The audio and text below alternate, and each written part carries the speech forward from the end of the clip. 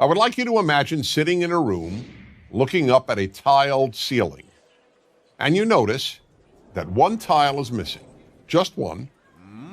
What would you concentrate your vision on? What would you look at the most? The answer, of course, is the missing tile. Now, that's fine for ceilings. In fact, it's actually good because we can replace a ceiling's missing tile and once again have a perfect ceiling. Ceilings, after all, can be perfect. But this doesn't apply to life. Most of what is missing in our lives, or what we think is missing, cannot be replaced. Unlike a ceiling, life can never be made perfect. For that reason, concentrating on the missing tiles in your life is a big problem. Let me give you the example that taught me this great lesson about what I call the missing tile syndrome.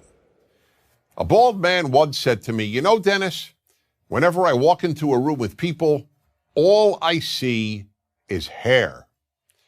When I heard this, I immediately realized that in this regard, this man sees the world completely differently from how I do.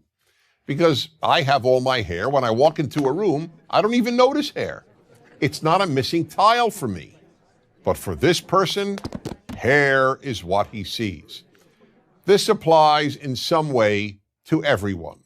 When a woman who thinks she has imperfect legs walks into a room, all she sees are perfect legs. Or take the example of the woman who once said to me, "Wherever I go, all I see are pregnant women." Now, how could that be? The vast majority of women, even those young enough to be pregnant, are not pregnant at any given time. But that was all she saw because she wanted to get pregnant and wasn't able to. Her missing tile was not having a child. That's the way human nature is. We focus on what's missing in our lives. The missing tile syndrome is a very big obstacle to happiness, so big, in fact, that it makes happiness almost impossible. There will always be something missing in your life. When you see other people's kids, you'll think you see tiles that are missing in your own children.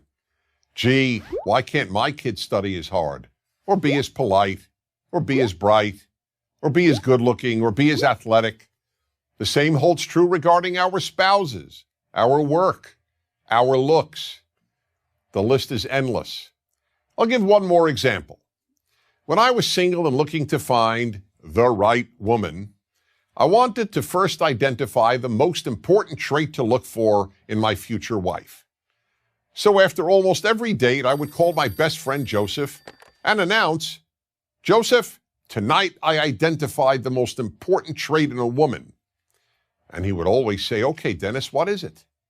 And then patiently listen.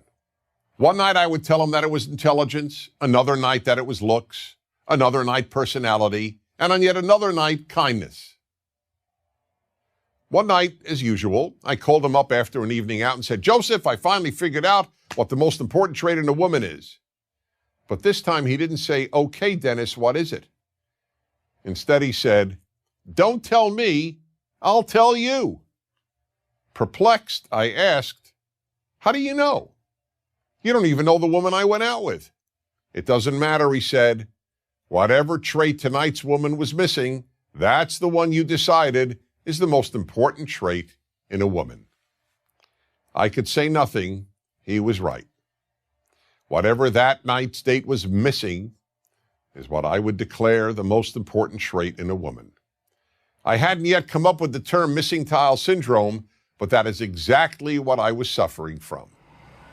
That's the way we play tricks on ourselves and undermine our happiness, by concentrating on the missing tiles every one of us has. So we really have a simple choice. Do we focus on the rest of the ceiling, on all the tiles we do have, or do we focus on the ones we're missing?